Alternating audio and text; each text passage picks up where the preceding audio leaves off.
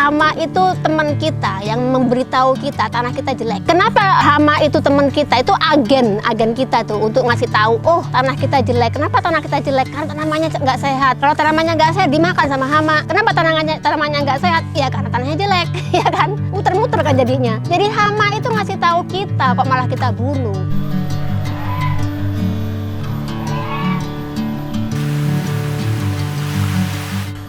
Halo, namaku Dwi.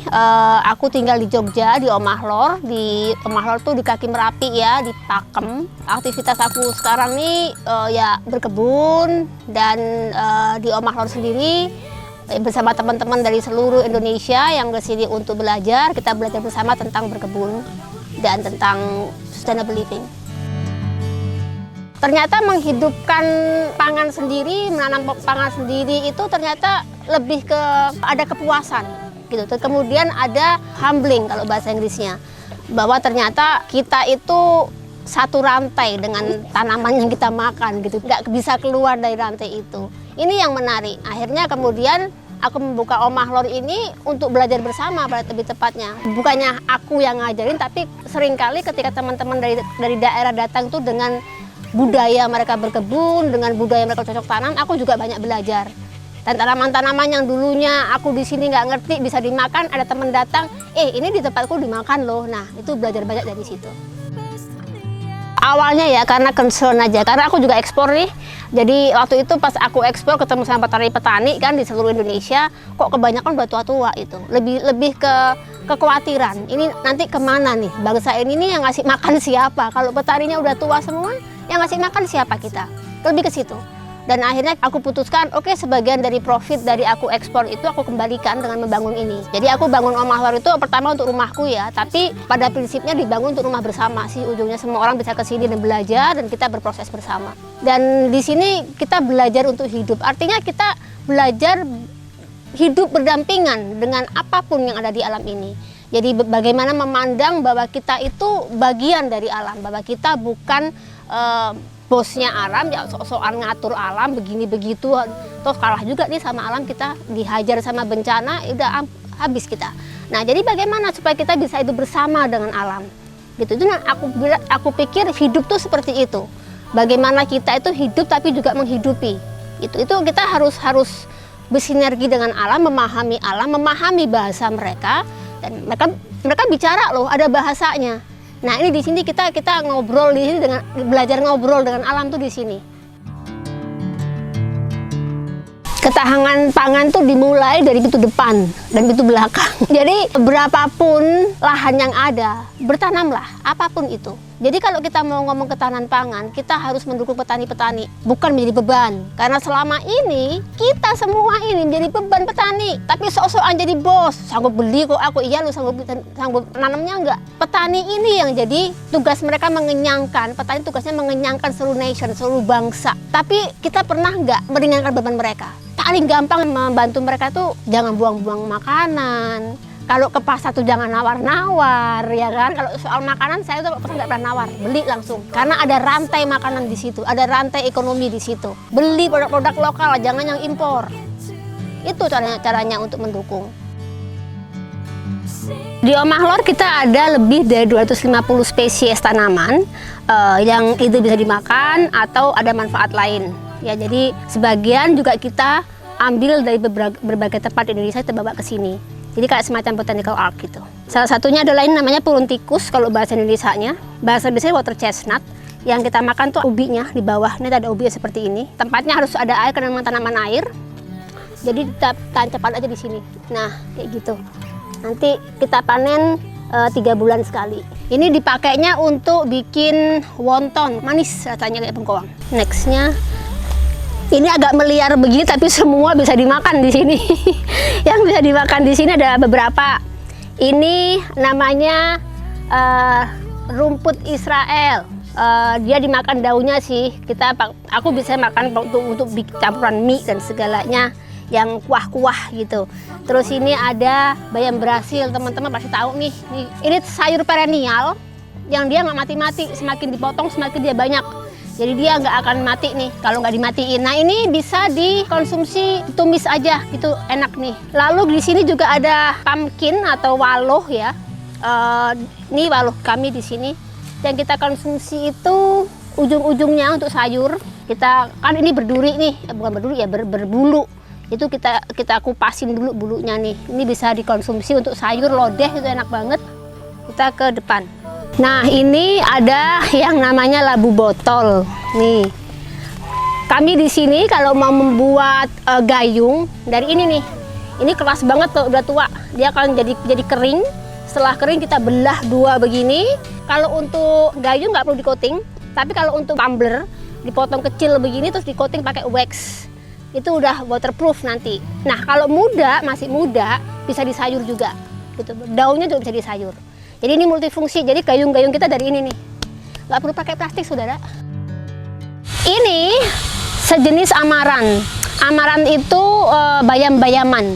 Dan ini bisa dikonsumsi. Nah, kalau teman-teman tidak tahu namanya celosia. Di kota, celosia ini tanaman hias. Mau tahu bunganya? Nih, kayak gini nih yang pasti udah paham kalau ini. Sini dikonsumsi yang muda-muda seperti ini. Kita biarkan satu berbunga, kemudian dia akan mati, kemudian bijinya akan numbuh di sini. Yang kita konsumsi yang mudanya, kita cabut-cabut, kita tumis, kita bikin pecel, itu enak sekali. Jadi rasanya memang kayak bayam aja sih.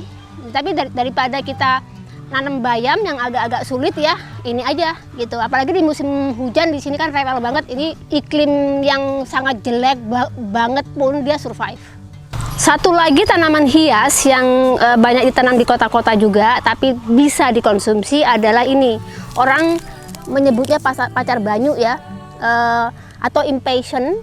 Ini bisa dikonsumsi semuanya, bisa disayur, bisa ditumis, bunganya pun bisa dikonsumsi. Ini ada satu jenis, satu lagi jenisnya yang seperti ini, sama-sama impatient. Keduanya bisa dikonsumsi, cantik semua bunga-bunganya, tapi juga bisa dikonsumsi. Ini namanya beluntas ya. Zaman aku kecil dulu kalau bau keteknya nggak enak pakai ini nih. Dimakan mentah, dipotong-potong, dicampurkan sama terancam namanya. Baunya harum, baunya ininya daunnya, dan itu memang bantu teman-teman yang punya bau badan. Ini teman-teman, ini namanya oxalis. Di kota banyak sekali untuk tanaman hias juga. Ini bisa dikonsumsi ya. Tapi jangan banyak-banyak karena dia mengandung banyak asam oksalat yang sangat asam. Nah, jadi kalau aku mengkonsumsi ini biasanya hanya untuk tambahan di salad sedikit-sedikit begitu. Akan itu membuat saladnya jadi lebih rich, lebih kaya rasanya. Teman-teman yang kekurangan magnesium, temu kunci ini sumber magnesium yang sangat bagus. Jadi zaman dulu kalau orang habis kerja di sawah, terus kemudian pegel-pegel di sini, biasanya di rumah kemudian dimasakkan namanya sayur kunci. Ini namanya temu kunci ya. Atau finger root. Masaknya itu dicampur dengan kelor sama pepaya muda. Nah itu akan boosting magnesium. Jadi capek-capek segera hilang gitu. Kalau apalagi sebelum tidur makan itu dulu, itu boosting banget untuk magnesiumnya. Nah kalau yang suka tanaman hias pasti nggak asing sama Miana. Ini tanaman yang bisa dibuat pagar. Tapi ini bisa dimakan. Rasanya kayak daun pepaya. Ada pahit-pahitnya. Nah, tekstur juga kayak daun pepaya. Aku belajar ini bisa dimakan tuh dari suku Toraja, karena di sana dimakan. Jadi kalau keliling-keliling Indonesia belajar dari orang lokal ya, tanaman lokalnya apa aja bisa dimakan. Ini pohon namanya kol banda. Namanya kol banda rasanya memang kayak kol. Jadi daun-daun yang muda, pucuk-pucuk yang di atas itu yang warnanya hijau muda itu bisa dikonsumsi atau buat untuk wrapping, untuk bungkus.